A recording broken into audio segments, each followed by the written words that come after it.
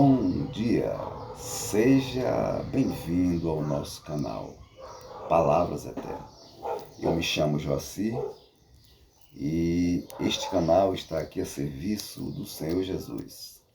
Neste canal nós estudamos a Palavra de Deus num olhar diferenciado e profundo do que ela nos diz a respeito da nossa salvação comum.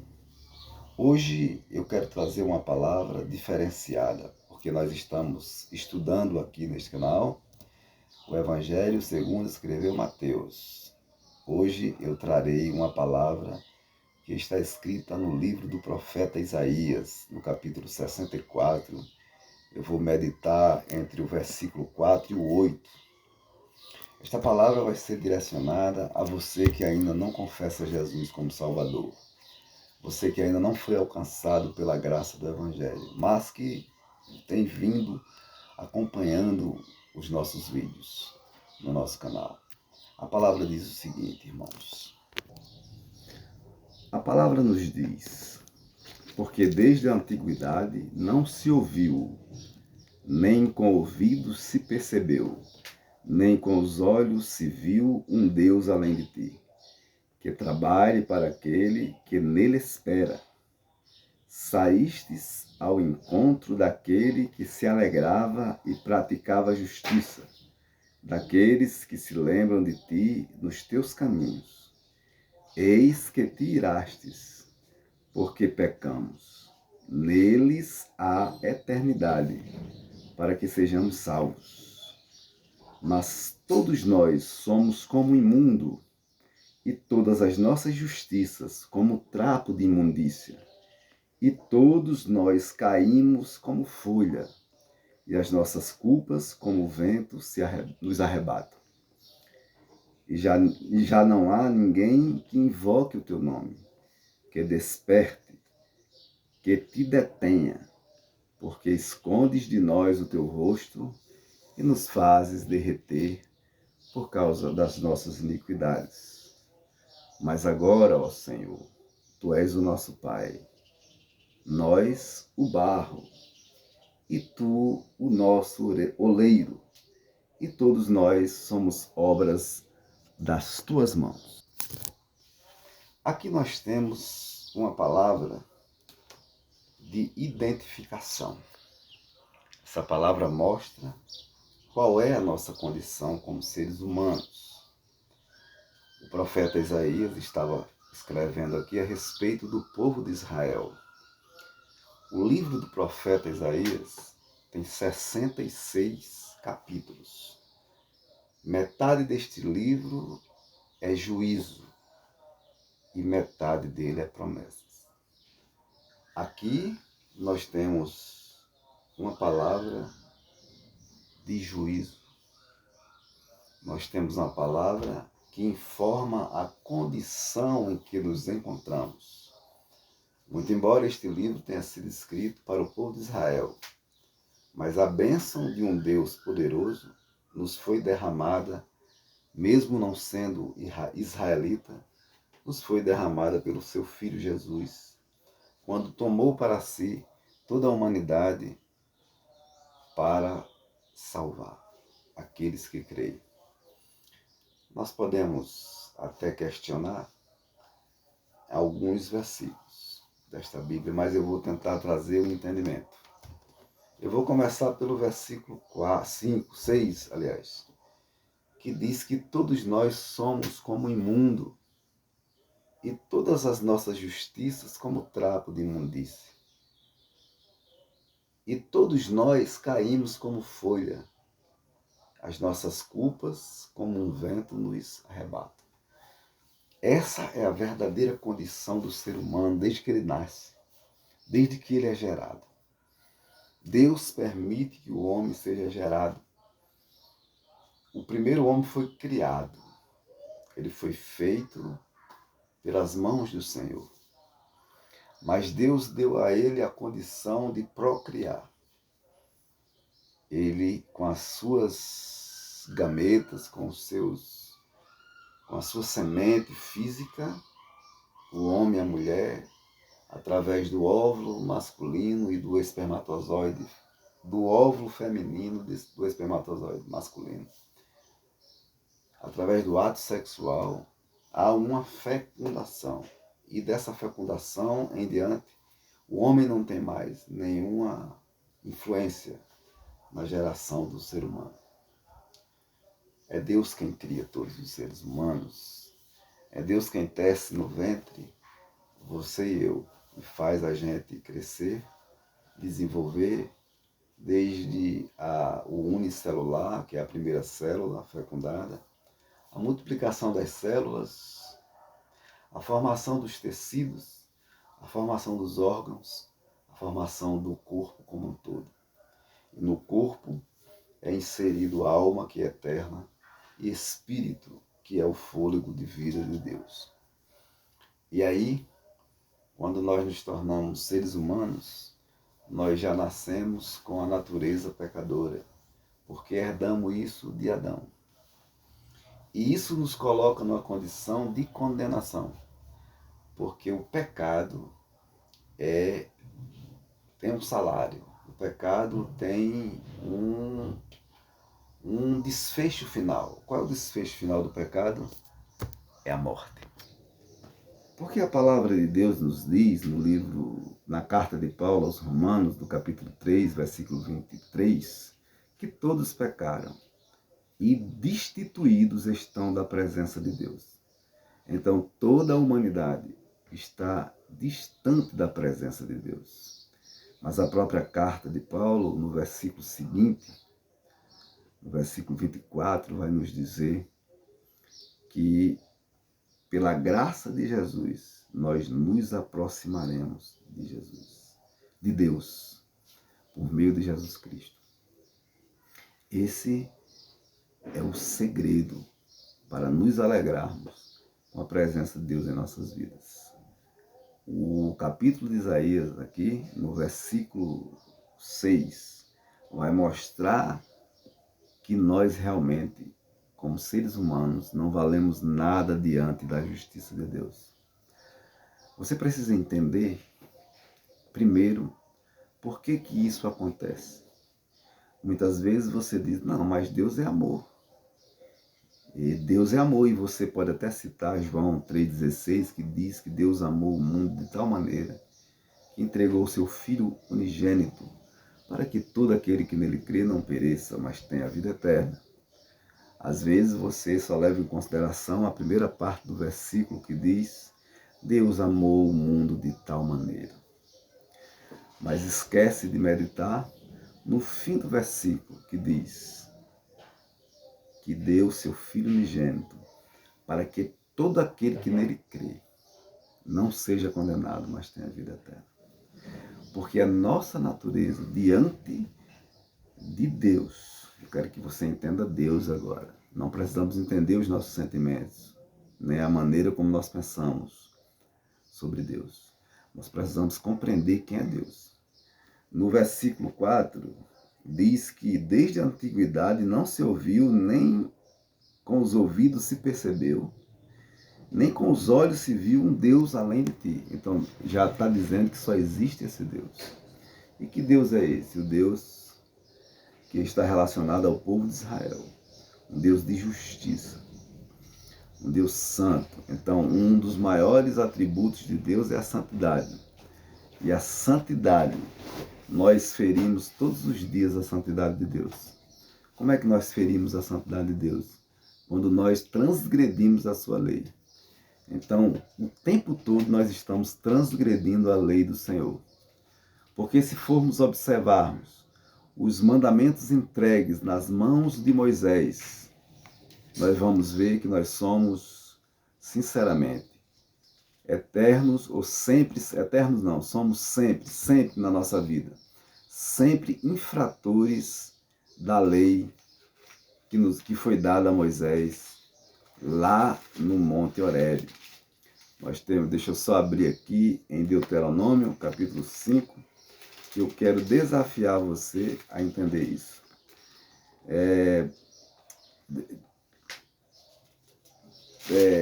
Deus vai dizer aqui O Senhor vai falar aqui com Moisés. Ele vai falar com Moisés, vai entregar uma lei nas mãos de Moisés, para que o povo seja guiado por essa lei.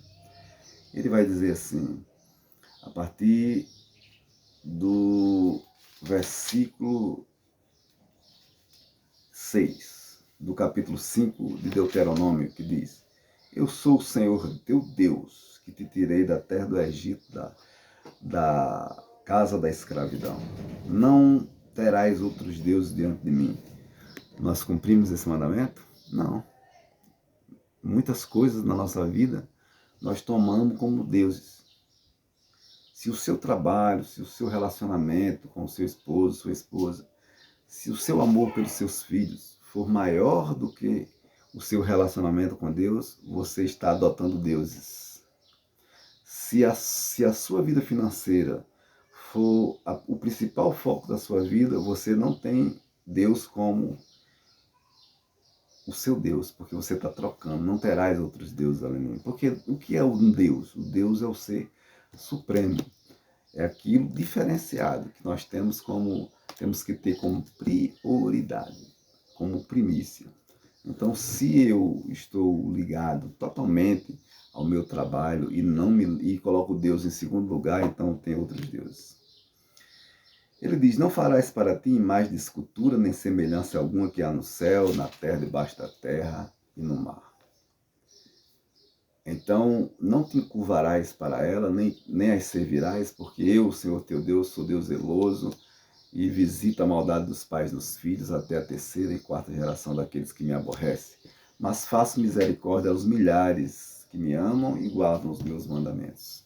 Quando Deus diz guarda os meus mandamentos, Ele diz confia plenamente no seu Filho, porque nós, de maneira nenhuma, vamos guardar os mandamentos de Deus. De maneira nenhuma nós temos capacidade, porque o pecado nos corrompe, o pecado nos separa da presença de Deus. Depois ele vai dizer assim: não tome o nome de Deus em vão, honra teu pai e tua mãe, não matarás, não adulterarás, não furtarás, não derás falso testemunho contra teu próximo, não cobiçarás nem a mulher do teu próximo, nem o carro dele, nem o boi, nem o jumento, nem a fazenda. Então, entre todos esses mandamentos, esse estatuto de Deus, ninguém consegue cumprir totalmente. E a Bíblia vai nos dizer que se nós deixarmos de cumprir um dos mandamentos, estamos descumprindo todos os outros. Então o profeta Isaías está aqui trazendo a mensagem, nos mostrando o quanto nós somos diante da visão de Deus. O que é que Deus pensa de nós? Das nossas atitudes. Né? Por mais boas obras que nós tenhamos, não são elas que vai nos levar a Deus. Não são as boas obras que vai lhe levar a Deus. Você não pode se justificar sozinho. Você é incapaz disso, porque a sua condição de pecador, transgressor da lei, não levará você para se justificar diante de Deus. Vamos trazer isso de maneira mais metódica. A metodologia é o seguinte, é muito simples de se compreender. A nossa natureza, ela é uma natureza corrompida, correto? Diante da santidade de Deus, ninguém vai conseguir justificar a sua natureza pecadora. Vamos fazer de conta que nós estamos diante de Deus, só você e Deus. E Deus irá lhe julgar. E Ele vai lhe perguntar: fulano, por que eu tenho que lhe salvar? Me justifique isso. E você, sem nenhum conhecimento de Deus, vai dizer: não, Senhor, mas é porque eu sempre fui à igreja, eu fiz as doutrinas da igreja, eu ajudei os necessitados, eu socorri os órfãos. Deus olhará para você e dirá: muitos homens ruins na história fizeram mais do que você. Muitos homens que eram ateus e não creram fizeram mais que você. Socorreram viúvas, órfãos, deram contribuições para os que passam fome na África. Isso não justifica a nossa natureza caída. Por isso que Deus enviou o seu Filho em figura de homem, em natureza de homem, para ser um sacrifício pelos homens. Como é que eu posso explicar isso para você? Antes de Jesus vir, para que a ira de Deus fosse aplacada diante dos homens, porque a sua santidade é muito grande, tamanha que não posso explicar, não tenho condições de explicar. Toda vez que o homem pecava, a ira de Deus aumentava sobre ele. Então, tinha que haver alguma coisa para aplacar a ira de Deus. Então Deus concede aos homens que se faça sacrifício de animais para que a sua ira pudesse ser aplacada, não pudesse vir sobre a humanidade. Esses animais tinham que ser animais puros, sem defeito, sem mancha. Por que Deus escolhe os animais? Porque os animais não têm pecado. Por isso que a Bíblia se refere a Jesus, ao Cordeiro de Deus. Só que esse sacrifício nunca era perfeito.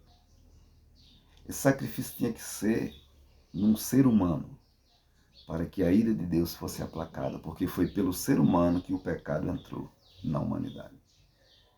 Então, não tinha ninguém na terra que fosse perfeito para esse sacrifício. Então o próprio Deus resolve se encarnar, se tornar homem como nós, para que,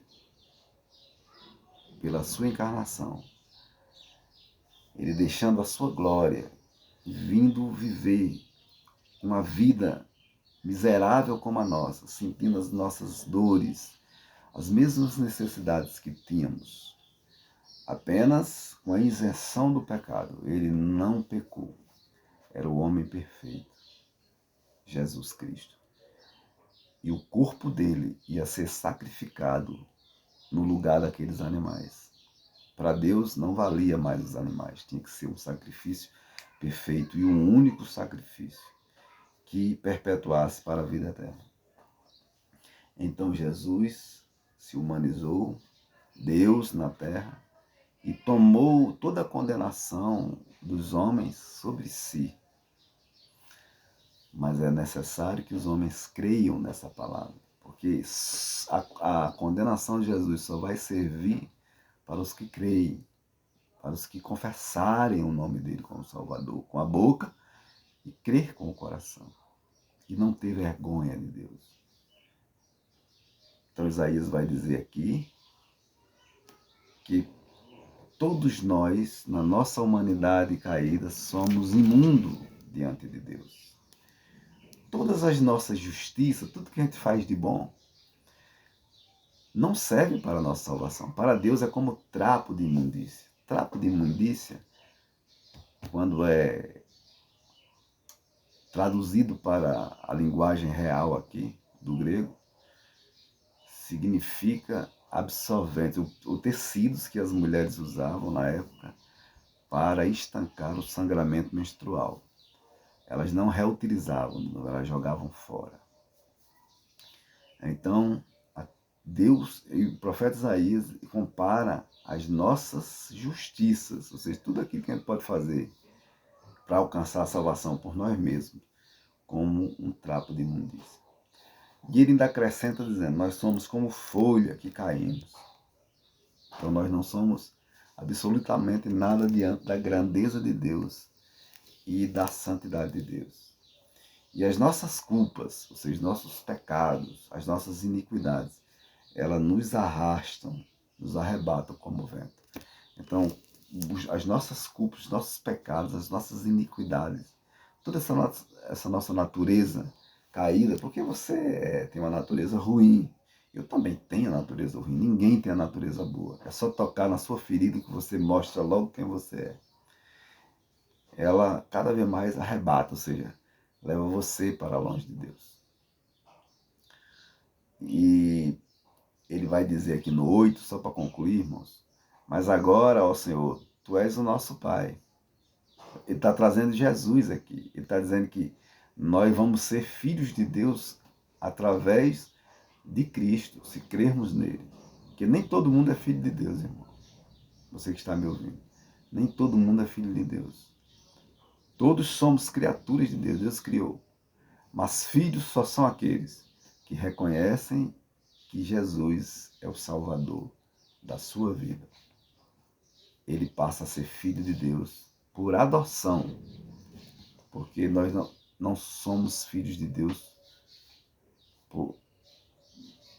porque nascemos ou por criação. Nós somos por adoção, porque por criação nós nos desviamos de Deus pelo pecado. Agora, temos a chance de ser filhos de Deus por adoção, por meio de Jesus Cristo, seu Filho. É assim que a Bíblia nos ensina. Então, nós somos barro. E Tu, Senhor, o nosso oleiro. E todos nós somos obras das Tuas mãos. Então, todo aquele que o Espírito Santo convencer ele de que ele é pecador, convencer ele de que foi feito algo que nos justificasse, que foi a morte de Jesus na cruz, todo aquele que o Espírito Santo convencer que vai haver um juízo, que Deus vai separar os que vão viver eternamente ao seu lado e os que serão punidos eternamente. Quando o Espírito Santo convencer você disso, você passa a ser filho de Deus por adoção em Cristo Jesus. Então isso é muito sério. É muito sério. Isso não é pregação de religião. Isso não são doutrinas de uma igreja ou do fanatismo dos crentes. Não. Isso é a verdade escrita e revelada na Bíblia. Eu não sei, talvez você esteja ignorando o que eu estou falando aqui e ache que Deus não é tão duro dessa forma. Mas eu me apoio na palavra de Deus. E eu não quero desafiar você a ir muito longe. Eu quero só que você olhe como a humanidade se encontra hoje e que todas as profecias ditas estão sendo cumpridas. Pense aí, se você estivesse na glória e tivesse que deixar a maravilha da glória para se tornar homem, sofrer todas as consequências que o homem sofre, ir para uma cruz, morrer pelos outros, dar a sua vida por muitos condenados, porque todos somos condenados, homens ruins, perversos, o que somos. Como você se sentiria se ninguém olhasse para o seu sacrifício? Assim é Jesus. Ele nos amou de tal maneira. Ele nos amou de tal maneira. Eu não posso nem explicar essa maneira. Não há como explicar essa maneira. É um amor incondicional. Um amor que não oferece condições dele amar. Ele ama porque ele amou mesmo. Ele não viu condições em nós. Deu, sacrificou o filho, matou o filho dele na cruz. Foi Deus quem matou Jesus. Os soldados romanos só cumpriram a sentença e Deus usou o sinédrio hebreu para condenar Jesus por um pecado que ele nunca cometeu. O pecado da blasfêmia. Porque o mesmo profeta Isaías vai dizer no capítulo 53 que agradou a Deus, o Senhor, né? Moer o seu filho, enfermar o seu filho. Foi do agrado de Deus matar Jesus Cristo na cruz para que nós não sejamos condenados com o mundo. Eu queria que você meditasse nessas palavras tão sérias. É ela que nos vai convencer de que somos meros espectadores da vida eterna e que precisamos fazer parte desse elenco no palco da eternidade, sendo Jesus o ator principal, o nosso Rei, aquele que doou o seu sangue para que neste sangue possamos ser lavados dos nossos pecados, através da nossa fé. Medite nisso aí, em nome de Jesus.